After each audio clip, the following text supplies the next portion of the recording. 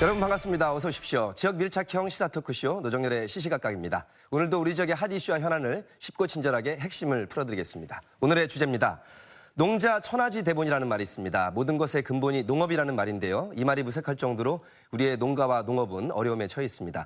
특히 최근에 정부에서 WTO 농업 분야에 있어서의 개발도상국 지위를 내려놓기로 결정하면서 또 다른 위기감이 커지고 있습니다.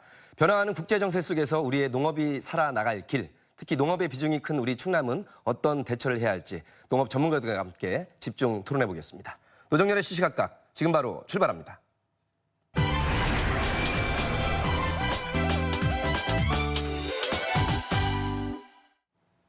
네, 정부가 1995년 WTO 출범 이후에 줄곧 유지해왔던 이 농업 분야에 있어서의 개도국 지위를 내려놓기로 결정을 했습니다. 개발도상국의 지위란 것이 이 농업 분야에서는 정치, 경제적으로 굉장히 민감한 이슈인데요. 또 농업 분야에서 선진국과 개도국의 차이가 크기 때문에 이 결정이 끼칠 영향에 주목을 하고 있습니다. 어떤 영향을 가져다 줄지 또 우리는 어떻게 대처해야 할지 농업 전문가들과 함께 짚어보겠습니다. 함께 말씀 나눠주실 네 분을 소개해 올리겠습니다. 충남 농민수당 주민조례 청구인 김영호 대표와 함께합니다. 네, 예산에서 농사짓는 김영호입니다. 안녕하십니까? 반갑습니다.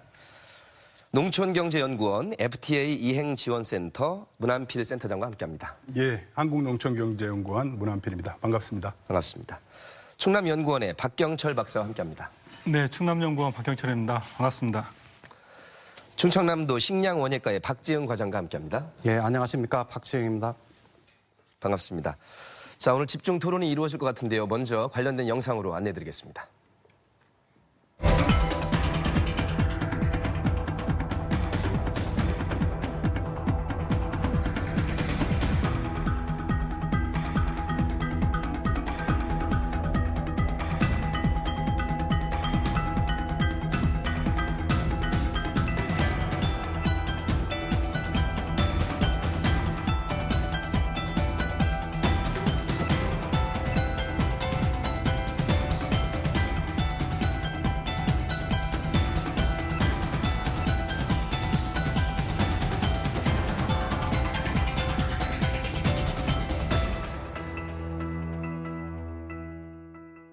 네, 관련 화면을 보셨습니다.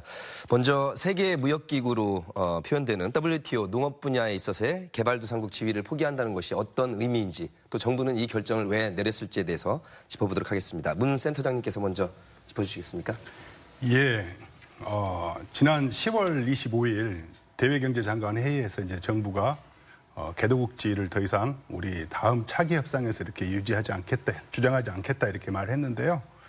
우리가 95년에 이제 그 WTO 체제가 출범할 때 우리가 농업 분야를 제외한 나머지 분야에서는 자발적으로 선진국의 어떤 지위를 의무를 수행하겠다. 대신에 농업에 대해서는 우리의 특수성, 민감성을 배려해달라. 그걸 이제 WTO에서 지금까지 인정받아서 계속 해왔던 겁니다. 그래서 이제 그 개도국 지위를 이제 졸업한다는 그런 의미는 다른 분야는 전혀 이제 영향이 없지만 농업에 있어서 선진국과 마찬가지로 차기 협상이 이제 일어났을 경우에 관세나 보조금 감축을 개도국 수준이 아니라 선진국 수준으로 더 크게 이제 해야 된다.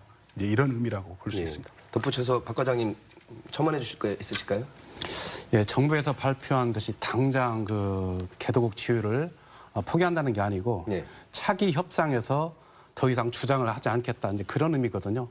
다만 차기 협상이 언제 열릴 거고 언제 타결을 들지는 아직 그 미확정됐기 때문에 현재로서 저희가 답답한 것은 어떤 피해 규모라든지 이걸 파악할 수 없다는 게 현재 그런 상황입니다. 예, 두 분 말씀 들었기 때문에 개괄적으로 전반적인 입장으로 어떤 의미로 받아들이십니까, 김 대표님?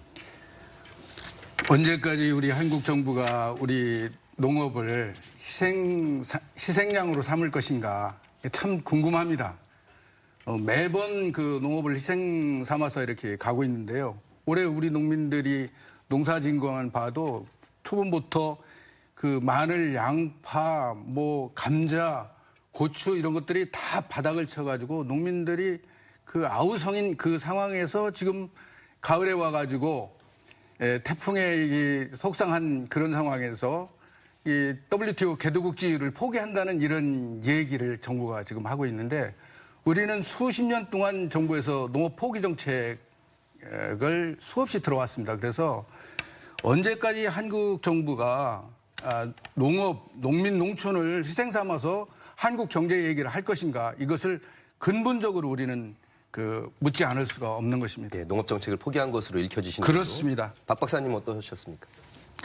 예, 뭐 정부의 발표가 당장은 뭐 포기하는 게 아니고 차기 협상에서 이렇게 그 주장을 하지 않겠다 이렇게 말씀하셨고, 그게 이제 차기 협상이 또 언제 열릴지도 모르고 타결될지 안 될지는 모르겠습니다. 그래서 이게 뭐 당장에 뭐 이렇게 개도국 포기됐다고 해서 값싼 농산물이 밀려온 건 아니지만 그 주는 메시지가 굉장히 농민들한테는 절망에 가까운, 그렇지 않아도 계속적으로 농민들을 희생을 해왔고, 최근에 아까 의장님도 말씀하셨지만 농산물 가격들이 계속 폭락을 하고 있고, 올해 태풍이며 뭐며 해서 농촌에 희망이 없다고 이렇게 말씀을 하시는데, 거기에 정부마저도 이렇게 우리 농업을 포기하는 어떤 메시지를 전해준 거에서 많은 농촌 농민들께서는 우리 정부가 정말로 이렇게 농민을 생각하는 정부인지, 촛불혁명으로 만들어 온 정부가 농민을 생각하는 정부인지 의심을 하고 있습니다. 요즘에 한미 관계에서 미국과 사이가 좋은 것 같지만 방위비 분담을 뭐 5배로 요구한다거나 지소미아 유지하라고 한다거나 여러 가지를 볼 때 강경한 어조로 강경한 정책과 그 정책을 강요하는 듯한 느낌인데, 혹시 확인은 안 됐지만 미국이 개도국 포기를 직접적으로 이렇게 요구한 것인지요? 저간의 사정을 혹시 들은 바가 있으신가요? 예, 개도국 지위 문제는 사실 그 6월 협상 때부터 이렇게 나왔던 문제입니다. 그래서 그 이후에 이제 DDA 협상이 이제 2000년부터 이렇게 시작돼서 지금 19년째. 시청자분들의 DDA는 어떤 건가요? 예. 그 6월 협상 이후에 이제 우루과이 라운드. 예, 우루과이 라운드 협상 이후에 이제 우리 각 선진국이랑 개도국들이 각각 관세 감축이나 보조국 감축하기로 한 일정들을 합의를 했지 않습니까? 그 일정이 이제 완료되는 시점에서 다 이제 이행을 했으면 차기 이제 협상을 통해 가지고 새로운 무역 규정을 만들고 그거에 따라서 선진국이랑 개도국이 더 관세나 보조금을 더 줄여 나가자. 그래서 결국에는 관세가 없는, 그다음에 시장과 무역을 왜곡하지 않는 왜곡하는 그런 보조금이 없는 그런 이제 세계로 가자는 그런 취지에서 예. 차기 협상을 이제 2001년도부터 시작을 했었습니다. 그걸 이제 원래 이제 도하에서 시작했기 때문에 도하 라운드라고 이렇게 명칭을 할 수 있는데요. 이제 개도국들이 이제 그 이전 협상들에 비해서 훨씬 더 입김이 세졌습니다. 국제 그 협상 무대에서요.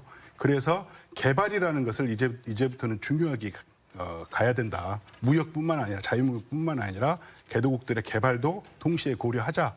그래서 이게 도하 개발 아젠다, 그걸 줄여서 이제 DDA 이 협상이라고 합니다. 우리나라가 G20이나 또 OECD 선진국 34개 클럽에도 가입이 돼 있고, 예. 사실 화면에서 보셨다시피 1인당 국민소득 3만 불도 달성했고, 다른 나라에서 보기에는 지금 200개 국가 중에 GDP가 한 12, 3등 하는 걸 보면 잘 사는 나라이면 분명한 것 같은데요. 예. 농업이라는 분야를 포함했을 때 잘 사는 것이냐, 여기서 이제 의견이 좀 가리는 것 같습니다. 개도국 지위를 그동안 유지했던 배경은 어디에 있을까요? 해석하시기에는. 잘 살아왔음에도 불구하고. 예, 잘 살아왔음에도 불구하고 우리가 6월 협상 당시 협상을 시작할 때가 86년도였습니다. 그래서 협상이 마무리된 게 93년도고 그거를 이제 그 결과로 출범한 게 이제 95년도 WTO 체제입니다. 그래서 그 당시에는 우리가 이제 급격하게 경제 성장을 이뤘지만 아직 우리 농촌은 상대적으로 상당히 열악하다.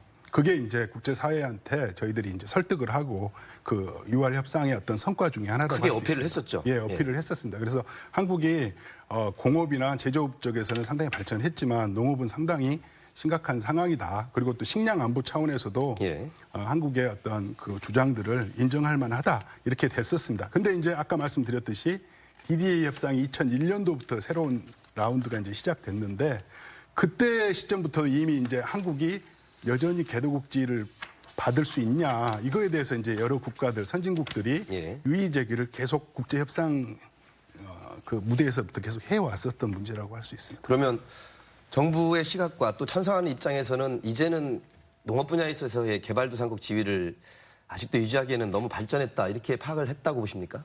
실상을 그렇게 파악했을까요? 그렇지 않습니다. 그 정부의 상당한 무책임인데요. 그 우리 30년, 40년 동안 그 한국 경제를 위해서 그 농업이 좀 희생을 해야 된다고 하면서 쌀 개방하고 한칠레 FTA, 한미 FTA 지금에 와가지고 지금 개발도상국, 농업의 개발도상국 그 지위 포기라고 하는 이런 얘기를 하는데 지금 농민들이 참 소박하게 얘기하는 그 쌀값만 하나를 보더라도 농민들이 지금 밥 한 공기에 300원을 얘기하고 있습니다. 사회자님, 저 식당에 가시면은 밥 한 공기에 얼마에 주문하십니까? 저는 이제 전체적으로 주문하는데 하나 더 주문하려면 1,000원 더 달라고. 보통 1,000원 갑니다. 농민들이 적어도 지금 밥 한 공기에 얼마 얘기하냐면 300원을 얘기하고 있습니다. 정말 소박한 얘기인데 지금 쌀값은 250원이 지금 안 됩니다. 농민들 차지하는 거로 보면. 그래서 밥 한 공기 300원, 1kg 3,000원 이렇게 농민들은 요구하는데 정부는 작년도에 5년에 한 번씩 정해야 될 쌀값도 정하지 않고 지금까지 왔습니다. 그래서 어려운 얘기지만 변동직불제 이것도 지급도 하지 않은 상태로 지금까지 아주 직무를 요구해요. 대한민국 정부가 직무를 요구해가지고 왔습니다. 농민들한테. 국회의원도 마찬가지고요. 이런 상황에 이르렀는데도 불구하고 올해 와서 다시 개도국 지위를 포기한다고 하는 얘기를 선진국 농민들은 지금 쌀값 한 공기에 300원도 지금 쳐주지도 않는 이 상황을 선진국이라고 하는 부분에 대해서 우리 국민 여러분들이 한번 밥 한 공기 1,000원과 농민들이 요구하는 300원 요구를 한번 마음 깊이 좀 한번 새겨주시면은 이 상황을 인지하시라고 생각이 듭니다. 김 대표님 말씀은 그동안에도 농업 포기 정책으로 일관해 온 것 같은데 네, 맞습니다. 여전히 개도국 지위인데 마치 선진국에 진입한 것처럼 하는 것은 농민에게 커다란 지금 실망감을 안겨주고 있다. 그렇고 국민들한테도 호도시키고 있는 그렇게 보시는군요. 가리고 있는 얘기라고. 사실 이제 국민들은 좀 헷갈릴 것 같긴 합니다. 네. 농업 분야가 뒤처졌다는 건 아는데 네. 그렇다고 우리 경제 규모가 위상이 이렇게 높아졌는데 아직도 그걸 유지하는 게 국제 무대에서 과연 어필이 될까라는 걸 이제 고민을 하실 텐데. 한번 보십시오. 그 쌀값이 여기 잡히려면 가만히 좀 계세요. 네. 네, 쌀값이 지금 20년 전의 쌀값과 지금 쌀값을 이렇게 제가 한번 봤는데요. 이게 수평선을 이루고 있는 것을 한번 보십시오. 평균적으로는 그렇죠. 예. 예. 지금 20년 전에 14만 원 했던 지금 80kg 요거 좀 어려운데요. 지금 2017년도 16년도에 14만 20년 동안 쌀값이 이대로 왔습니다. 한번 마음속으로 새겨보시면 아실 거고요. 근데 죄송한 말씀이지만 우리 저 공무원 여러분들께서도 봉급 많지 않습니다. 그런데 제가 좀 비교하기 쉽게 이렇게 했는데요. 20년 동안 우리 공무원들 1급 공무원으로 제가 비교를 해봤는데요. 100몇만 원 받으셨더라고요. 근데 지금 올해 그 1급 공무원 1호봉이 400만 원이 넘습니다. 쌀값과 지금 현재 그 공무원 월급, 이건 제가 공무원 월급이 많다는 얘기를 하지 않습니다. 이 상황을 우리가 국민들이 이제는 바르게 보면서 농업 문제에 대해서 농민들, 농촌 지금 다 무너져 나가고 있는 현실을 지금 보고 있는 거고 지금 수매장에 가서 보면 농민들이 사실 절규하고 있습니다. 올해 가뜩이나 저 태풍으로 다 무너진 그런 상황에서 쌀값마저 정해놓지 않고 작년도에 줄 변동 직불금 그것도 주지 않은 상태에서 올해 개도국지 포기한다는 얘기를 하니 이 얘기는 가정에서 부모가 자식을 버리는 행위하고 같은 거고 지금 국가가 책임져야 될 농업 문제에 대해서 지금 우리는 이제 한국 농업에 대해서 손을 떼겠다고 하는 이런 얘기하고 국가로서 정부로서 부책임한 얘기를 지금 하고 있는 상황입니다. 이 중에 공무원 한 분과 공무원 성격의 분들이 계셔서 이게 이제 비교를 해보니까 그렇다는 얘기고 쌀값은 또 이렇게 평균적으로 거의 비슷한 것은 분명한 것 같습니다. 이 이제 농민들의 심경이 이런 것 같습니다. 네. 그동안도 너무 뒤처져 왔는데 이것을 그냥 지위를 포기하면 거의 말살이 아니냐 이런 정도의 격앙된 이런 분위기를 전해주셨습니다. 어떻게 보십니까? 국가장. 예, 어떻게 보면 이 개도국 지위 포기는 저희가 예견했던 일입니다. 25년 전에 WTO가 출범을 하면서 근근에 저희가 농업 부분만 이제 그 개도국 지위를 유지를 했는데 저희도 예전에 그걸 한번 겪었습니다. 예전에 그 쌀을 관세화하면서 20년 동안 논의를 하고 저희가 이 관세화를 피하기 위해서 해마다 MMA 물량을 늘려가지고 지금은 40만 9천 톤이 해마다 들어오고 있고. 영어 약자가 나면 좀 설명해 주세요. MMA는? 그러니까 최소 접근 물량 해가지고 예. 관세를 저율 관세로 들어오는 의무 물량입니다. 예. 그걸 해마다 늘려갖고 현재 40만 9천 톤이 들어와가지고 우리 쌀 수급에 지금 지대한 그 영향을 주고 있습니다. 이렇게 우리가 이 세계 그 무역의 흐름이라든지 질서 흐름을 따라가기 위해서 어쩔 수 없이 언젠가는 올 거라고 저희가 예상을 했는데 그 25년 동안 저희가 충분히 우리 농업을 선진화한 못한 그런 부분이 없지 않아 많이 있습니다. 지표를 보면은 지금도 우리 전국적으로도 그렇고 우리 도도 1헥타 미만의 소규모 농가가 약 65%를 차지하고 있고 우리 도내 농업인 중에 절반 이상은 1년에 농업 소득이 1,000만 원이 되지가 않습니다. 이런 구조적인 문제를 저희가 어떤 정책으로 해결을 못한 부분 이런 거에 대해서도 저희도 굉장히 그 책임을 느끼고 있고 이참에 이런 농업 정책에 대해서 어떤 단편적인 정책보다 농민의 소득을 근본적으로 책임질 수 있는 어떤 그런 획기적인 대안을 저희가 같이 고민하고 농업인들과 같이 마련을 해야 된다고 생각합니다. 말씀을 들어보니까 그동안 24, 5년 동안에 체질을 개선하고 선진화시켰어야 되는데 그렇게 안 된 것으로 보이는데 또 이런 결정을 여타의 여건을 고려해서 결정을 하고 나니 네. 농민들로서는 상심이 크신 것 같습니다. 예, 그렇습니다. 그렇지만 이것도 어떤 우리 대한민국 국민함, 특히 농업을 걱정하는 국민함 이 결정을 찬성하지는 않을 겁니다. 다만 이 흐름이라든지 현실을 저희가 인정을 하고 받아들이고 냉철하게 대책을 논의하는 게 바람직하다 이렇게 생각하고 있습니다. 자, 그동안 우리 시청자분들의 이해를 위해서 개발도상국 지위를 농업 분야에서 유지함으로써 얻었던 혜택, 특혜 혹은 이점들이 어떤 것이었습니까? 예, 개도국 지위를 우리가 얻음으로 인해서 그 선진국이었을 경우에 관세 감축 폭보다 훨씬 더 적은 그 관세 감축을 할 수 있었고요. 예. 그래서 95년부터 2004년까지 저희들이 이제 2002년까지 이렇게 7개년 동안 관세 감축을 작은 폭으로 이렇게 해 왔었습니다.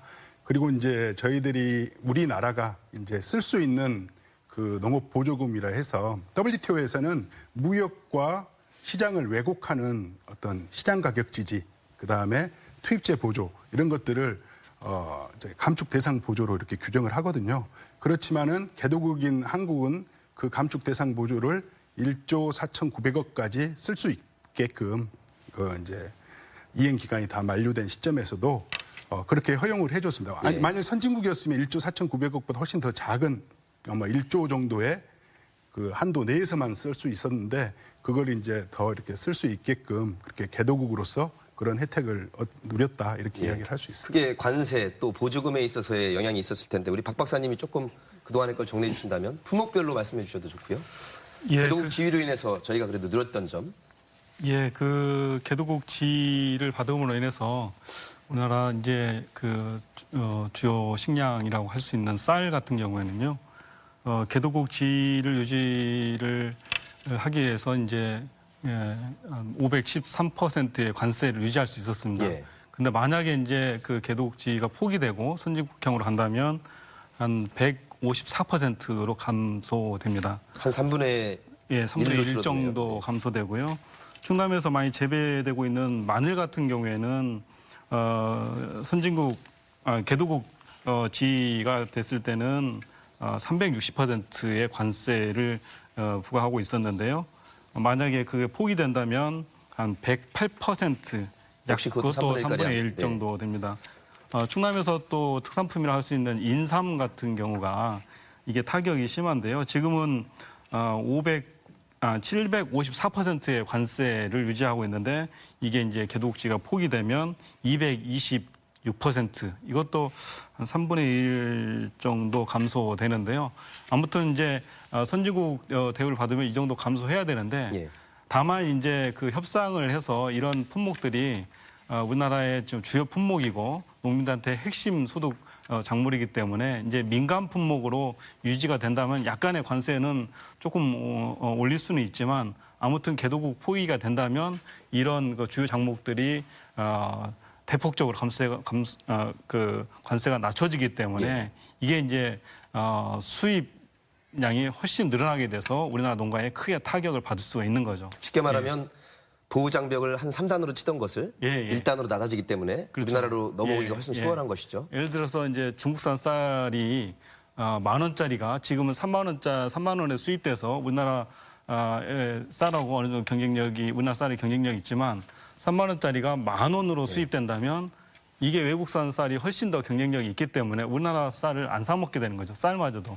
그럼 다른 품목도 마찬가지게 되는 거죠. 그렇기 때문에 농업이 하나하나 이제 붕괴되는 거죠. 자, 이 논점이 좀 정리가 되는데요. 바로 여기서 이제 철학적으로 갈리기도 합니다. 우리 한국 소비자가 꼭 우리나라 쌀이라고 해서 먹어야 될 것이냐. 소비자로서 싸고 품질을 일단 먹을 수도 있다. 이런 논점이 하나 남아서 그것은 다음 화면을 보기로 하고요. 이 영상과 관련해서는 1차에서 이렇게 정리를 좀 해보도록 하겠습니다. 어쩔 수 없이 농업 분야의 개도국 지위를 포기할 수밖에 없는 필요성 내지 이유를 두 분께서 좀 정리를 해주시고 지금에 있어서의 그 지위 포기는 문제가 있다. 몇 가지 못다신 말씀으로 정리를 해주신 다음에 2차 파트로 넘어가겠습니다. 예, 아까 이제 박형철 우리 박사님께서 말씀하신 것 중에 하나 좀 이렇게 수정 좀 할 만한 게 예. 지금 박형철 박사가 이렇게 제시한 어떤 관세 감축권은 2008년에 DDA 아까 말씀드린 DDA 협상이 최종 타결 직전까지 갔었을 때 어떤 그 협상 초안에 근거한 이야기입니다. 그래서 뭐 선진국일 경우에 일반 품목으로 우리가 쌀을 지정할 경우에 513%의 관세가 154%까지 줄어들고 이걸 이제 민간 품목으로 이렇게 우리가 만일 분류를 할 경우에는 394%로 관세를 좀 줄이는 폭을 줄일 수 있는데 대신에 의무 수입 물량 아까 우리 과장님께서 말씀하신 MMA 물량을 또 추가적으로 늘려야 하는 그런 이제 여러 가지 조합들이 있습니다. 그런데 미국이 그 2008년도에 그 타결 직전까지 갔던 협상 초안을 지금 아예 베이스로 인정하지 않고 있어요. 새로 어떤 협상을 새롭게 해야 된다. 그 당시 협상은 상당히 개도국한테 유리한 거다. 또 이렇게 하고 있어서 앞으로 협상에서 관세 감축 수준이나 어떤 보조국 감축 수준은 예전에 우리가 2008년도에 했던 것보다 더 커질 수도 있고 또 경우에 따라서 우리가 한국이 또 특별한 그런 지위를 특별한 그 어떤 한국의 특수성을 인정받을 경우에는 그거보다 더 높은 수준으로 관세를 또 확보할 수 있는 그런 여지가 작은 있다. 차이지만 그래도 어쨌든 이전에 누렸던 개도국 지위에 비해서는 약해지는 그렇죠. 것은 그건 약해지죠. 왜 그걸 받아들여야 됩니까 우리가? 예. 그 배경을 말씀 이제 하는데 지금 WTO 이게 좀 복잡합니다. WTO 개혁 논의랑 이게 개도국지 문제가 연결돼 있는데요. 지금 트럼프 대통령이 취임한 이후로 미중 간의 갈등이 아주 심해지고 그 중에 이게 이제 WTO 문제까지 넘어가게 됐는데요. 트럼프 대통령은 선거 당시에 대통령 되기 전에 선거 당시에 아예 WTO에서 미국을 탈퇴시키겠다 그런 공약까지 했어요. 예. 그런 이유는 WTO가 미국의 이익에 부합하지 못한다. 그 중에 가장 큰 이유 중에 하나가 개도국들이 미국 예전보다 훨씬 더 입김이 세져서 그 개도국들이 주장하는 바대로 무역 협상을 할 경우에 미국이 추가적으로 이 무역 협상을 통해서 얻을 이익이 줄어드는 거죠. 그리고 또 WTO의 역할 중에 하나가 새로운 협상의 룰을 만드는 것뿐만 아니라 분쟁이 있을 때 해결을 하는 역할을 또 WTO가 하고 있습니다. 그런데 그 분쟁 해결의 결과들이 미국이 계속 패소하는 식으로 이렇게 이루어지고 있습니다. 그래서 여러 가지 이제 개혁들이 있지만 하나는 분쟁 해결 그 절차를 미국이 바꾸려고 하는 게 하나 있고 하나는 이 협상에서 개도국들이 이렇게 뭉쳐서 이렇게 중국이나 인도를 위시해서 개도국의 어떤 특혜를 과하게 누린다 하는 특히 이제 경제 성장이 상당히 미국 나라에서. 입장에서는 네. 그런 나라에서 그리고 또 경제 수준 전체 경제 수준은 그렇지는 않지만 국제 경제에서 차지하는 위상이나 이런 것들이 상당히 높은 중국이나 인도 같은 경우가 아주 저소득 국가들 있지 않습니까? 개도국 중에서 정말 못 사는 아프리카의 그런 국가들하고 동일한 수준의 개도국 지위를 누리겠다. 이런 거에 대해서 개도국 WTO 내에서 그런 문제를 해결하라 했더니 전혀 논의가 안 되는 거예요. 진전이. 그러니까 이제 트럼프 대통령이 미국 US TR인 미국 무역 대표부를 통해서 개도국 지위와 관련돼서 이렇게 선진국으로 이렇게 바꿔도 전혀 무방이 이제 미국 입장에서 보기에는 그런 나라들을 명시를 하면서 그런 나라들이 앞으로 어떻게 개도국 지위에 관해서 어떤 입장이라는 것들을 분명히 미국 대표부가 확인을 하고 그걸 보고해라. 저간의 사정을 지금 그렇죠. 센터장님 그걸 말씀해 주신 거고. 보고를 이제 하고 그 보고를 트럼프 대통령이 듣고서 적절치 않은 나라가 계속 개도국지를 할 경우에는 WTO 틀이 아니라 미국이 할 수 있는 여러 가지 조치를 하겠다. 이제 그런 입장에서 우리는 대외 의존도랑 미국과의 어떤 경제. 근데 그 센터장님 말씀하신 미국의 입장이고 예. 트럼프 대통령의 대외 정책의 기조의 하나이기도 하니까 그렇죠. 이해를 하겠는데 예. 우리가 그것을 받아들여야 된다. 예. 이제는 지위를 내려놔야 된다. 이건 어떻게 받아들여야 되나요? 정부에서도 많은 고민이 있었을 겁니다. 이게 그 우리나라 경제 위상을 볼 때 농업 현실이 어렵다고 치더라도 계속적으로 우리가 개도국 지위를 그 요구한다는 것은 무리가 있을 걸 판단하고 아마 정부에서는 소탐대실이라고 생각했을 수도 있을 거예요. 그래서 이것은 어떤 그 배경보다도 불가피한 그 선택이 아니었나 이렇게 생각을 하고요.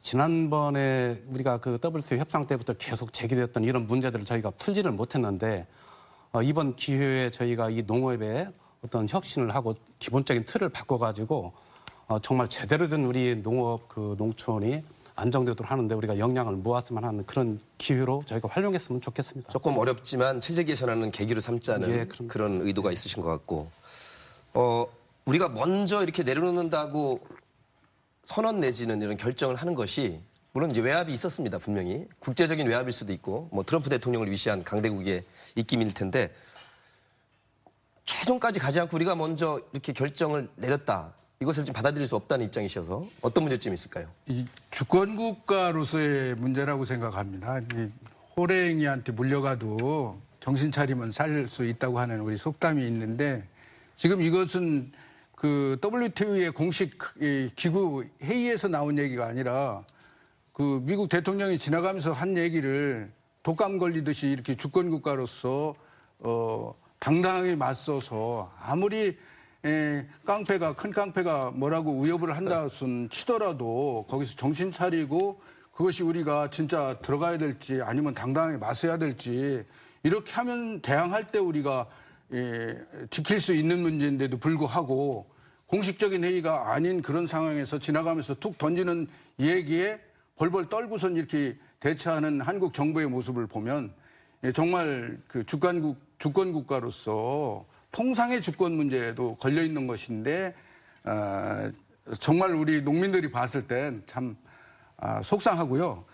더 문제는 그럼 우리 개도국지를 우리가 여기서 받고 안 받고 하는 문제로서 그럼 한국 농업이 그러면 당당하게 갈 수 있고 우리 농민들이 잘 살 수 있는 것이냐 또 안전한 농산물을 국민들이 받을 수 있는 것이냐 하는 문제는 이건 지금 별개의 문제입니다. 예, 두 번째 파트로 저희가 다룰 겁니다. 네. 알겠습니다. 박 박사님 못 하신 말씀 있습니다.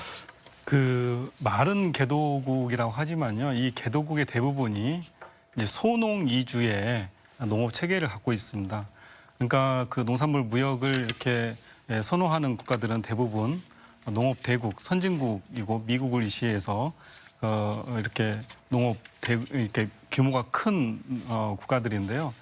이들 국가들은 사실 농업 자유화를 통해서 농산물을 이렇게 판매라든가 수출을 이렇게 확장시키려고 하죠.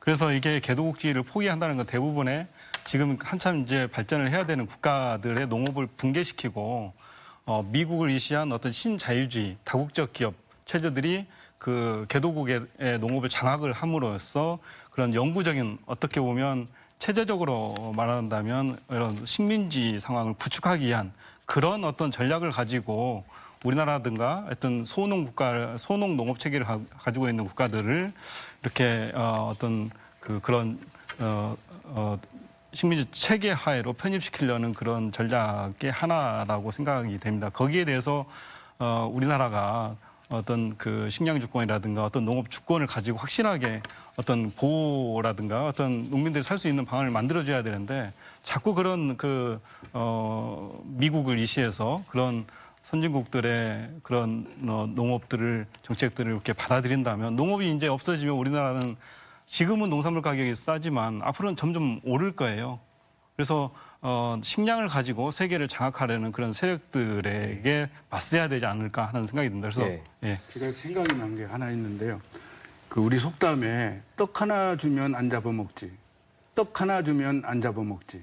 떡 하나 주면 안 잡아먹지. 나중에 몸통까지 잡아먹는 그 우리 속담이 있는데 지금 강대국들이 우리 한국 농업을 그런 식으로 요구를 한다고도 볼 수 있다고 생각합니다. 그러면 우리의 통상주권이나 식량주권, 이 주권의 주권 국가로서 맞서가지고 당당하게 그 통상 외교를 하면서 나가야 될 우리 정부가 그런 것을 떠나서 마치 계속 하나씩 팔 잘라주고 다리 잘라주고 하는 식으로 우리가 정부가 그런 입장을 취한다고 하면은 이것은 앞으로의 한국 농업을 그냥 진짜 버리는 그 행위하고 똑같은. 알겠습니다. 여러분들이 보실 때 양측의 입장이 좀 갈리는 지점을 아실 텐데 다음 주제로 넘어가기 전에 관련 영상으로 또 모시겠습니다.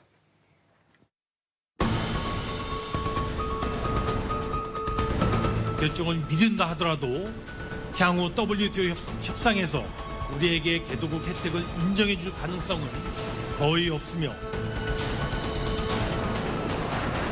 농업을 말살하는 정책, 농업을 무시하는 정책, 농민들을 없이 여기는 정책, 이 정책만 쭉 고수해왔습니다. 도농 간 소득 격차 해소 및 농업, 농촌의 공익적 가치와 환경 생태적 기능 유지에 대한 보상과 지원의 취지에서 2020년 시행을 목표로 충남 농어민 수당 도입을 준비하겠습니다. 네, 화면을 보셨습니다. 아까 잠깐 다루셨지만 이 개도국 지위 포기가 대한민국 농업 전체에 미칠 영향도 짚어주시고 저희가 또 우리 대전, 충남, 세종 지역 밀착형 토크쇼이기 때문에 그 점에 대해서 조금 더 주안점을 두셔주시면 좋을 것 같습니다. 우리 충남이 농업 비중이 큰 지역이기 때문에 저희가 관심을 안 둘 수가 없거든요. 어떤 영향이 미칠 것으로 이렇게 보십니까? 우리 네. 박 박사님께서 말씀을 세세하게 해주시면 좋겠습니다. 그 아까 말씀드렸듯이 이게 이제 타결된 것도 아니고 네. 정부에서 아직 공식적으로 발표를 안 했기 때문에 어떤 피해를 줄 것인가에 대해서 말하기가 아직은 이른 상황인 것 같습니다. 그렇지만 이제 이 주는 메시지가 하여튼 그렇지 않아도 굉장히 어려운 상황, 이제까지 개방화를 지속해 왔고 그다음에 농산물 가격도 지속적으로 폭락을 해왔는데 정부마저도 이렇게 계속 포기를 한다는 자체가 농민들이 그렇지 않아도 씨름에 잠겨 있는데 누구를 믿고 앞으로 계속 농사를 지어야 되는 건지 포기를 해야 되는지 이런 어떤 절망된 상태라고 생각이 됩니다. 금산 같은 경우에는 저 인삼이 유명하죠. 그렇죠. 그런 품목까지도 영향을 미칠 수 있을까요? 예, 아까 얘기했듯이 금산, 인삼 같은 경우에도 지금 이대로 이제 개독지 포기를 한다면 거의 관세가 지금 700몇 퍼센트, 700여 퍼센트인데 그게 3분의 1로 줄어들으면 충남의 이제 인삼이라든가 인삼을 비롯해서 주요 농산물 대부분이 타격을 받기 때문에 하여튼 정말 이게 농업의 최후의 보루라고 생각을 해왔는데 그것마저 이렇게 내준다면 앞으로 정말 암울하다 이런 생각을 하고 있는 것 같습니다. 문 센터장님 어떠세요? 그 몇 가지 품목에 대해서 벽이 이 정도로 보호를 하다가 이제 이 지위가 현실화가 되면 지위 포기가 분명히 그 보호 장벽은 낮아질 것인데 예. 어떻게 받아들여야 됩니까? 예. 사실 아까 박형철 박사님께서 말씀하셨듯이 이게 이 WTO에서 일단 개도국 지위를 어떻게 결정하냐. 지금까지는 자기 선언이었습니다. 예. 그리고 물론 자기 선언이지만 회원국들이 동의를 해줘야겠죠.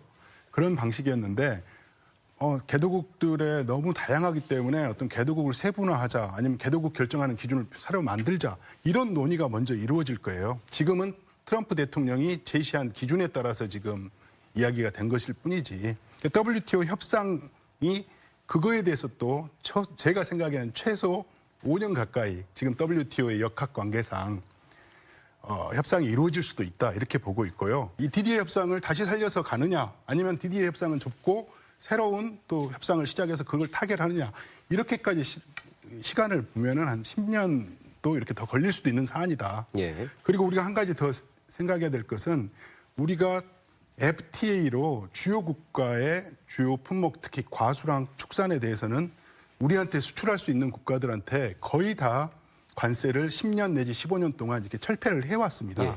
남아있는 품목이 이제 뭐냐? 그 남아있는 품목이 쌀부터 해서 곡물 그다음에 아까 말씀하시는 인삼, 고추, 마늘, 양파 이런 이제 밭작물 위주로 예. 이렇게 돼 있어요. 근데 이 밭작물이 과연 어디서 들어올 수 있는 품목이냐? 중국입니다. 대부분 중국에서 들어오기 쉬운 품목들이에요. 사과나 뭐 이런 과일들은 SPS로 지금 현재 막혀 있는 상태고요. SPS는 뭔가요? SPS는 이제 동식물 검역이라 해서요.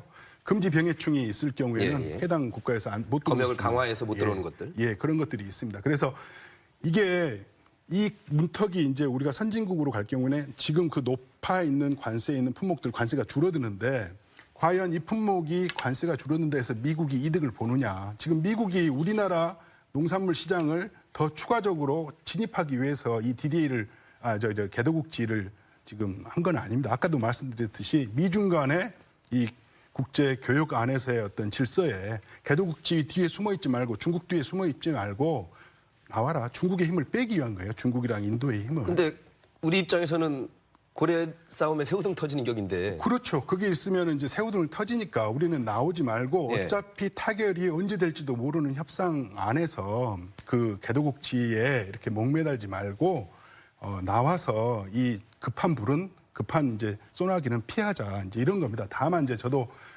국책기관에 있지만 좀 아쉬운 것은 정부가 이렇게 개도국지 포기라는 표현은 좀 그런데요. 이제 유지를 안 하겠다고 선언할 때 이 농업 농촌이 정말 그럼 선진화 개도국이 아니다는 건 선진국이잖아요. 선진국에 걸맞는 우리 농업 농촌이 어떻게 가야 되느냐. 구체적인 예산과 어떤 정책과 같이 한꺼번에 동시에 발표했었으면은 농업인들이 이렇게 좀 허탈해하거나 예. 우려가 이렇게 크지는 않지 않을까 이렇게 생각합니다. 그렇습니다. WTO 보조금 협약에 따르면 허용 보조나 감축 대상 보조도 있지 않습니까? 예. 이것이 이제 현실화가 되면 보조금이 문제가 될 텐데 현행 보조금 규모가 어느 정도고 우리 농업에 미칠 영향도 한번 분석해 보셨을까요? 예. 1조 4,900억 원을 지금 저희들이 쓸 수 있습니다. 우리나라가. 그런데 이게 새로운 협상이 아까 말씀드린 새로운 협상이 타결되기 직전까지는 그리고 그 협상이 발효되는 시점이 2020년이다. 그 전까지는 이 1조 4,900억 원을 쓸 수 있어요. 당장 지금 1조 4,900억이 줄어드는 그런 상황은 절대 아니고요. 그런데 이제 선진국일 경우에는 아까 말씀드렸던 2008년도에 가장 그 DDA 협상이 타결 직전으로 갔을 때 선진국들은 8천억까지 줄여야 돼. 우리나라 이제 선진국 기준이 된다면 예. 그게 이제 1조 4천억이 아니라 8천억으로 줄여야 되는데요. 그럴 경우에는 우리가 쌀값이 많이 폭락했을 때 지불하는 변동직불금이 1조 4,900억을 다 채운 적이 우리가 몇 번 있었습니다. 예. 그걸 못 주는 거예요. 그럴 경우에는 농가들한테 직불금을 다 못 주고 예. 8천억 원에 해당되는 것만큼 줄인 다음에 그 감축된 금액만큼 농업인들한테 직불금을 주게 되는 거예요. 그래서 이런 이제 변동직불금처럼 이렇게 우리가 감축해야 되는 보조금이 아닌 허용 보조 방식으로 갈 경우에는 그 허용 보조는 그 나라에서 마음껏 쓸 수 있는 돈입니다. 예산만 충분하다면. 예. 그래서 우리가 지금 쌀의 이제 고정직불제, 변동직불제 이 부분을 공익형 직불제로 통합해가지고 이 공익형 직불제 전체를 다 허용 보조식으로 만들자. 이게 이제 직불제 개편이고 정부가 이 개도국지와 연계해서 예. 이걸 적극적으로 좀 추진하려고 하고 있는. 석 과장님, 문센터장님의 보충해서 하실 말씀 있을까요? 예, 지금 개도국 지위를 포기하게 되면은 현재 우리가 주요 핵심 품목을 저희 관세로 유지하고 있거든요. 지키고 있는데 우리 도 같은 경우에 대부분 농가가 쌀이라든지 마늘, 인삼 이런 데 종사를 하고 있거든요. 예. 그렇게 되면은 수입량이 급증하게 되고 소득이 저하로 이루어지고 또 이분들이 농업을 포기하게 되고 이렇게 막 도미노처럼 무너질 건 뭐 기정사실로 생각이 됩니다. 다만 지금 이 개도국 지위를 언제부터 우리가 못 받을지 그리고 민간 품목이 될지 안 될지 이런 것이 이제 불분명하기 때문에 현재로서 구체적인 이제 피해 금액은 산출할 수 없지만은 현재 개발도상국 지위를 받고 있음에도 불구하고 우리가 굉장히 어렵거든요, 농민들이. 그래서 이런 걸 종합적으로 볼 때 어떤 농업 기반이 위협받을 정도로 참 위기임은 분명하다고 생각을 합니다. 예. 우리 박 과장님 저렇게 말씀하실 정도면 굉장히 지금 위기 상황까지도 예상을 하시면서도 어쩔 수 없는 현실적인 면을 지금 감안하신 것 같은데 우리 농민들이 요구하는 대안 입장은 어떤 겁니까? 제가 강경한 건 들어봤는데. 한식에 주거나 청명에 주거나 뭐 이런 오늘 위기의 속담을 많이 이용하세요. 예, 그런 위기 상황이고요. 정부가 이런 그 개방 때, 주요 개방 때마다 예, 농민들한테 그나마 국민들한테 약속했던 것도 사실은 지키지 않는 데 더 큰 문제가 있습니다. 지난번 4년 전에 박근혜 대통령 시절에 쌀 그 관세와 완전 개방할 때가 513%로 쌀은 충분히 지킨다고 예, 철떡같이 국민과 예, 농민들한테 약속을 했습니다. 근데 지금 개도국지가 예, 무너지는 순간 얼마가 되느냐면 그것이 3분의 1, 100 몇 프로 됩니까? 134%. 네, 요 정도까지 떨어지면은 이거는 이미 4년 전에 예, 국민들한테 약속했던 것들을 바로 무너뜨리는 그런 상황에 대해서 정부가 그나마 그 얘기한 것 자체도 좀 제발 좀 지키려고 노력하는 선에서 농업 문제를 얘기할 때 그게 국민과 농민들로부터 신뢰를 받을 텐데 예. 지금 박근혜 정권이 바로 4년 전에 했던 그 얘기가 지금 문재인 정권에 와가지고 그냥 나가는 상황이다 보니까 참 우리 농민들 입장으로 보면 저 양반들이 얘기하는 거를 어떻게 우리가 바라봐야 될 것이냐 해서 진짜 근본적인 이런 문제를 갖다가 우리 정부와 그 국민이 이 농업 문제를 바라볼 때 이 우리 한국의 농업 문제가 풀릴 수 있지. 그렇지 않고 그때 개방 때마다 위기 때마다 이 농업 문제를 갖다가 그 희생양 삼아서 덤 주듯이 이런 식으로 정책을 펴 나가서는 이거는 앞으로 우리 통일 시대에 맞으면서도 이것은 예, 정말로 우리 민족한테 그 희망을 주지 못하는 그 일을 지금 당장에 하고 있다고 생각을 합니다. 예, 그래서 이게 아직 확정된 건 아니지만 그래도 이 방향으로 지금 발표까지 한 마당에 대비는 해야 될 것 같아서 각 정부와 지자체 대책들, 대안들은 어떤 것들이 지금 나와 있습니까? 아까 양승조 지사께서 보조금 문제도 이렇게 확대 추진하겠다는 입장도 밝히셨는데. 예, 우선 정부에서는 큰 세 가지 정책 방향을 발표하였습니다. 주요 핵심 품목은 민간 품목으로 계속 지정을 해서 보호하겠다는 것이고, 예. 그리고 국내 농업에 영향이 발생하면 실질적인 피해 보전을 해주겠다. 그리고 농업 경쟁력 강화를 위한 정책을 지속적으로 추진하겠다. 이렇게 세 가지 큰 틀에서 이제 발표를 하였고요.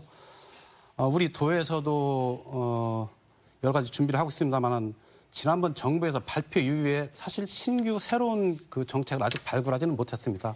다만 기존에 저희가 추진하고 있는 그런 시책들을 좀 더 강화하고 예. 속도감 있게 추진하자. 그게 저희 도의 방침이고 그중 몇 가지를 말씀드린다고 하면 아까 지사님께서 말씀하신 그 농가 소득 보전을 위해서 우리가 한 3년 전부터 우리 도에서 추진해온 그 농가 기본 소득 개념으로 해온 농업 환경 실천 사업을 이번 그 농업인들이 그 청구해 주신 주민 바로 조례가 있습니다. 농민 수당. 예. 이 농민 수당을 도입을 하자. 예. 그 농업 환경 실천 사업을 농민 수당으로 좀 바꿔서 하면서 좀 확충을 하자. 하게 되면 전국 처음으로 하게 되는 것인가요? 지금 타도에서도 그걸 하는 데가 있습니다. 그 전라남북도가 이미 발표를 했고 내년도에 시행한다고. 예. 그래서 저희도 내년도에 같이 발맞춰서 시행을 하려고 현재 준비 중에 있고. 다만 이것이 그 농업인들이 그 요구하는 금액을 재정 여건상 충분히 드릴 수는 없습니다. 당장 충분히 드릴 수는 없지만은 어쨌든 제도적으로 저희가 조례를 만들고 현장에서 이것을 실천할 수 있는 시스템을 빨리 장착을 한 다음에 정부의 공익형 직불금 도입 상황도 보고 그러면서 우리 도 재정을 점진적으로 확대할 그런 계획을 가지고 있고요. 예. 두 번째는 영세농, 고령농가에 대한 대책입니다. 우리 도 내에 75세 이상인 어르신들이 농사 짓고 있는 분들이 꽤 많은데 그 중에서도 소규모 농가, 그러니까 0.5헥타 미만 농사를 짓는 분들이 약 3만 9천 명이 됩니다. 이분들이 가장 어려워하는 것이 그 농작업, 농기계 작업입니다. 그래서 이분들에서 농작업을 지원해주고 또 대규모 농가, 원예농가나 시설농가가 어려워하고 있는 인력 부족. 이걸 해소하기 위해서 저희가 농작업 지원단을 금년도에 20개소를 운영하고 있는데 내년도에는 55개로 확대하고 내후년도에는 이걸 전 농협 100개 이상을 저희가 해가지고 이분들 영농을 좀 도와드리고 예. 그리고 이제 수입 농산물이 들어오더라도 우리 농산물의 소득 기반을 좀 공고히 해야 되겠다 이런 차원에서 지역 농산물을 지역에서 우선 소비하는 틀을 만들고 학교급식이라든지 공공급식을 늘려나가는 이런 소비층을 좀 높이는 것도 저희가 지금 좀 속도감 있게 추진하려고 준비하고 있습니다. 과장님 말씀을 들어보면 주어진 환경과 틀에서 그 안에서 작거나 중간 정도 되는 정책들을 지금 잘 실행하고 시행하겠다는 것인데 아마 크게 부는 농민들이나 반대하는 측에서는 전체 틀 자체를 그쪽으로 가면 안 된다. 거시적으로 봐라 이런 입장이신 것 같습니다. 그렇습니다. 예, 과장님께서 말씀하신 거를 얘기를 들어봐도 그 정책에 대한 신뢰 문제, 정책 의지를 알려고 하면 실제는 예산을 어떻게 편성하느냐에 따라서 그것이 그 의지를 알 수가 있습니다. 그런데 지금 보면 그 속에서 그 윗돌 깨가지고 아랫돌 맡기고 하는 그런 형식의 우리 농민들 입장으로 보면 그렇게 볼 수가 있고 전체 한국 내년도 2020년 농업 예산만 봐도 전체 한국 농업 내년도 예산이 500조가 넘어가고 있는 상황이고요. 그 8% 9%가 예산이 증액이 됐는데 겨우 마이너스 되다가 올해 농업 예산이 3%인가 4% 정도 이렇게 오른 상태입니다. 그런 거로 보면 의지 상황에서도 이렇게 저렇게 그 대책을 세운다고 얘기하지만 돈 없이 대책은 허망한 얘기가 되는 것이기 때문에 윗돌 빼가지고 아랫돌이라면 그런 정책으로 농민과 국민들한테 그럴듯하게 이렇게 포장하는 그 정책으로서는 도저히 우리는 믿을 수가 없는 것이고 그래서 저희들은 이런 상황을 농민들이 정책을 지금 만들어서 사실 주민들의 그 직접 정치 청구를 해서 제가 지금 충청남도 농민수당 조례 청구인 공동 대표로서 지금 나와 있습니다만은 농업을 이 농민들이 이 농사짓는 그 행위 자체가 공익적 가치로서 지금 다 아시듯이 국민들이 그 홍수 기능을 막아주고 물을 지하수를 깨끗하게 하고 공기를 맑게 하고 하는 공익적 기능이 연구기관에서 발표한 것만 봐도 최소 27조 한 농민이 우리 대한민국 농민이 270만 원으로 따져봤을 때 한 사람당 1,000만 원에 해당하는 공익적 가치를 우리 농민들이 생산하는 겁니다. 그러면 국가와 사회는 농민들한테 사실을 빚지고 있는 것이고 그것을 국가 예산으로 편성을 해서 농민들한테 공익적 가치로 보상을 해야 된다는 것이 농민수당인데 지금 보면은 상황들 보면은 말은 아주 그럴듯하지만 그 예산이 우리 예산 없어요. 동의하지만 예산이 한정돼 있고 그렇다는 얘기로 들어보면 말만 거스름하게 하지 실제 내용은 거기다가 조금 보태가지고 하고 충청남도 환경 실천 사업도 사실은 농민들이 2008년도 주민 발의로 해서 예산을 발했던 겁니다. 그게 충청남도 경영안정 직불금의 예산 조례 만들어가지고 한 건데 거기다 플러스 해가지고 이제 충청남도에서 만드는 것인데 이번 농민수당 지급도 거기다가 조금 얹어가지고 이제 주신다고 하는 그런 건데 그런 차원으로서는 안 되고 아까 말씀드렸듯이 농민들은 삽자루만 들고 논두렁에 있어도 한 사람당 1,000만 원에 해당되는 그 훌륭한 가치를 국민들한테 선사를 드리는 거거든요. 그러면은 그런 것들을 국가 세금으로 국가 예산으로 편성해서 농민들한테 그한 보상을 해야 되는 것이 알겠습니다. 기본 방향이라고 생각합니다. 김 대표님 사실 지자체 예산도 있고 지방세도 거두긴 하지만 우리나라 재정 상황은 거의 중앙이 8대2 정도로 아직도 중앙 집권화가 돼 있기 때문에 말씀하신 중앙정부의 장관들과 국회의원들이 잘 해주지 않으면 사실 지자체로서는 그걸 받아서 하는 입장이기 때문에 그거 한계를 짚어주셨고 말씀 들어보니까 보수정부, 진보정부 할 것 없이 이 농업 살리기라는 공약도 내세우고 한다고는 했지만 농민들이 느끼기에는 참 똑같습니다. 실효성 없는 것으로 느껴져서 똑같습니다. 30년 동안 40년 동안 똑같이 해왔습니다. 농민 버리는 정책을 해왔습니다. 자, 이제 논점을 세 가지만 정리하고 총평으로 가도록 하겠습니다. 소비자 입장에서는 아까 잠깐 말씀하신 애국심도 좋지만 품질이 아주 떨어지지 않는 이상 낮은 가격에 농산물이 들어오면 먹겠다 이런 분도 계실 것 같아서 이것도 하나의 받아들여야 된다는 이유 중에 하나일 수 있는데 어떻습니까? 예. 그런데 우리 소비자들도 지금 수입산에 대한 경험이 워낙 이렇게 많죠. 많아졌습니다. 우리가 아까 김영호 대표님께서 말씀하신 25년 동안 계속 농업인들은 이 수입 피해들을 계속 체감해 온 반면에 또 소비자들은 계속 수입산들을 경험해 와서 그거에 대한 어떤 더 이렇게 폭넓게 이제 이렇게 받아들이는 그런 게 이렇게 형성되어 있습니다. 그래서 분명히 추가적인 어떤 시장 개방은 농업 쪽에 분명히 피해를 이렇게 줄 수 있는 그런 요소가 된다. 그래서 우리 지금 농업이 지금 어떻게 보면 현실이 공급은 과잉되고 있어요. 수입은 계속 이렇게 늘어나니까 국내 생산도 계속 생산을 자극하는 그런 어떤 투용자 지원들을 통해서 또 이렇게 공급량이 늘어나면서 농민들이 특히 어려운 게 가격이 시장 가격이 안 오르는 거예요. 계속 물량은 소비는 그리고 우리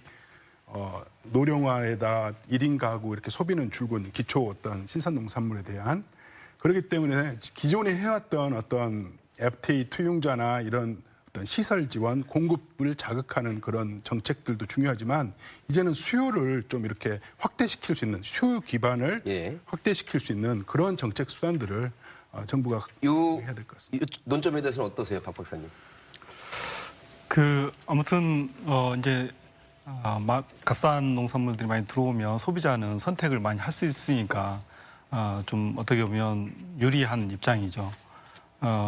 최근 이제 경제 상황이 안 좋다 보면 이제 중산층 이하 취약계층에서는 그런데 이제 사실 국산보다도 수입산을 사 먹을 수밖에 없고 그런 구조가 계속 확충된다면 사실 우리 농산물이 설 자리를 잃어가게 되는 거죠. 아무리 뭐 신토불이 국산 농산물 애용을 하더라도 개인들은 합리적인 선택을 할 수밖에 없기 때문에 점점 소비자들이 예면을 해 나간다면 우리 농산물들이 이렇게 줄어들게 되고 그렇다면 농촌이 이제 붕괴되는 시스템인데 그러니까 그런 시스템을 알기 때문에 사실 선진국에서는 이렇게 가격 보조보다는 그 농촌에 살고 있는 농민들 자체에 대한 어떤 인정을 하고 그 가치에 대해서 인정을 하고 농업농촌을 공공재로 인정을 합니다.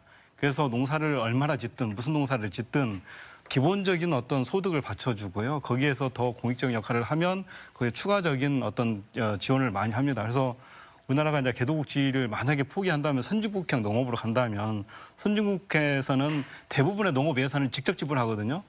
그러니까 선진국 예산의 EU 같은 경우는 평균 70%를 농민들한테 직접 지원을 합니다. 그러니까 유럽은 이제 그 경지 면적이 넓기 때문에 면적 단위 직불제를 줘도 사실 그게 이제 기본소득 개념이 되는데 우리나라는 정말 면적이 작지 않습니까? 1.5헥타르밖에 안 되기 때문에 지금의 이제 직불제가 실패한 게 면적 단위를 주다 보니까 이게 영세 소농들은 거의 혜택이 없는 거예요. 그러니까 영세 소농이 몰락하다 보니까 우리 농촌의 농민들이 떠나게 되고 농촌이 붕괴되기 시작합니다. 그래서 정부가 그러니까 지금 농민수당이 나온 배경도 면적 단위가 아니라 사람 중심으로 농정을 바꾸라.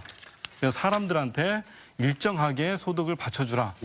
그런 어떤 농정 전환을 요구하고 있습니다. 저희가 논점을 다 담아서 우리 지금 주어진 여건에서 대한민국 농업이 나아갈 길, 국민과 정부에게 바라는 걸 담아서 한 30초씩만 최종 총평해 주시겠습니다. 결국에 이 농업이 단지 농업만의 문제는 아닌 것 같습니다. 환경 문제, 사회 문제, 결국 국가적인 문제거든요. 농업 농촌이 농민의 것이 아니고 전 국민의 저는 소유라고 생각을 합니다. 그래서 이 문제를 풀 때 국민의 지지와 전폭적인 성원이 없으면 불가능하다고 봅니다. 어쨌든 기존의 틀을 바꾸고 재정을 투입하는 문제, 새로운 재원을 발굴하고 하는 문제가 우리가 국민의 공감대를 형성하면서 서로 이렇게 협력을 해야지만 가능하기 때문에 이번 기회에 우리 농업의 중요성이라든지 공익적 가치에 대해서 국민들께 관심을 가지고 많은 성원을 당부를 드립니다. 그 이제 선진국의 농정 경험을 봤을 때 아까 말씀한 이제 공익형 직불제뿐만 아니라 국민의 어떤 삶을 개선시키는 그런 어떤 농업 농촌이 이렇게 국민과 같이 이렇게 호흡하고 이렇게 나갈 수 있는 그런 이제 농업 농촌을 위한 그런 여러 정책들이 필요합니다. 특히 이제 마지막으로 좀 말씀드린 게 식품 영양 지원 제도와 같이 저소득층이나 어떤 취약계층에 대해서 우리가 농식품 바우처 같은 것들을 아까 말씀드린 제가 이제 수요 기반을 이렇게 확대하는 그런 정책들입니다. 그럴 경우에 농산물 수요 자체도 늘리고 가격 안정에도 영향을 줄 뿐만 아니라 취약계층의 어떤 복지, 그다음에 취약계층이 그만큼의 바우처를 받는 대신에 그 돈으로 다른 공산품들을 사면서 어떤 소득 주도 성장과 관련되는 어떤 경제 전체에 미치는 영향까지 이렇게 삼박자가 이렇게 잘 어울려지는 이게 좀 선진국 특히 미국에서 이제 그런 정책을 하고 있는데요. 우리한테는 좀 생소한 정책입니다. 이게 이제 농업 분야에서도 좀 그런 식의 어떤 선진 농정으로 가기 위한 여러 노력들이 필요하다고 생각합니다. 예, 김 대표님. 우리 커피 한 잔 마시면서도 우리 국민들 공정무역 얘기하고 있습니다. 아침 저녁 밥상 올라오는 쌀, 김치가 그 생산한 농민들이 제값을 받고 있는지 한번 생각해 주시는 것도 아주 중요할 거라고 생각이 되고요. 농업은 이제는 경쟁으로 몰았던 40년간의 실패를 인정하고 국가가 책임지고 농민들이 농사지면 농산물 최저값은 가려없지 않게 하는 그 정책을 펴야 됩니다. 그래서 주요 농산물 국가 공공수매제를 수급제를 하고 그다음에 농업의 공익적 가치를 아까 말씀드린 대로 국가와 사회가 농민들한테 보상하는 그런 그 정책이 돼야 되고 더 나아가서는 우리 앞으로 7천만, 8천만이 함께하는 우리 살림살이가 됩니다. 식량 창고를 우리가 생각을 해야 돼서 그 생각을 하면 우리 농업이 막혔던 것이 뚝 뚫려가지고 7천만이 넘는 생명창고를 만드는 남북 교류 농업을 생각할 때 예. 우리가 희망을 갖고 있는 거고요. 쌀값 비싸서 우리 못 살고 배추값 비싸서 못 사는 거 아닙니다. 집값 비싸고 등록금 비싸서 우리가 어렵고 힘든 거지. 알겠습니다. 박 박사님. 그 문재인 대통령께서 후보 시절에 그 한 농민단체 행사에 방문했을 때 농민은 식량 안보를 지키는 공직자입니다. 이렇게 적었습니다. 사실 농민이야말로 식량 안보와 국토를 지키는 공직자죠. 그렇다면 그만한 대우를 해줘야 됩니다.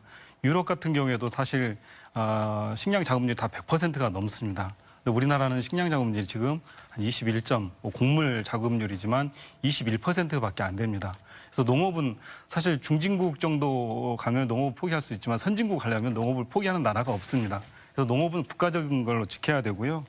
그래서 이제 작년에 사실 유엔에서 농민 권리 선언이라고 했는데 그런 부분들이 우리나라에서는 전혀 신경을 안 쓰고 있습니다. 그래서 농민들을 보호하는 정책으로 빨리 전환을 해 나가야 될 것 같습니다. 예, 오늘 네 분 말씀, 귀한 말씀 잘 들었고요. 농업의 가치를 소중히 여기는 우리 대한민국이 되기를 희망합니다. 노정렬의 시시각각 다음 주 이 시간에 찾아뵙겠습니다. 고맙습니다.